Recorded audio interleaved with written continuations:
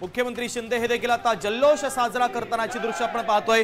गुलालाची उधळण मुख्यमंत्री शिंदे आपल्या पदाधिकारी आणि कार्यकर्त्यांवर करत असल्याचं पाहायला मिळत आहे। विजय उमेदवारांचं ते अभिनंदन करतायत। राज्यात महायुतीचं सरकार आल्यानंतर आता महायुतीच्या गोटात जल्लोष पाहायला मिळतोय। जल्लोषाचं वातावरण आणि एकंदरीत गुलालाची उधळण केली जाते आणि घोषणाबाजी केली जाते, ध्वज देखील फडकवला जातो। ही दृश्य देखील आपण पाहतोय। मुख्यमंत्री एकनाथ शिंदे जल्लोषामध्ये सहभागी झालेले आहेत। गुलालाची उधळण आपल्या कार्यकर्त्यांवर ते करतायत। ही थेट दृश्य मुख्यमंत्री एकनाथ शिंदे यांच्या जल्लोषाची आपण पाहतोय। राज्यात महायुतीचं सरकार येणार आता हे जवळपास स्पष्ट झालेलं आहे। त्यामुळे आता मुख्यमंत्री एकनाथ शिंदे देखील आता जल्लोष करतानाची थेट दृश्य आपण पाहतोय। सांगली तासगाव मध्ये रोहित पाटील त्या ठिकाणी विजय झाले। इगतपुरी मतदारसंघात हिरामन खोसकर या ठिकाणी विजय झालेले आहेत। लोकशाही मराठी ऐका, पहा, जागरूक रहा।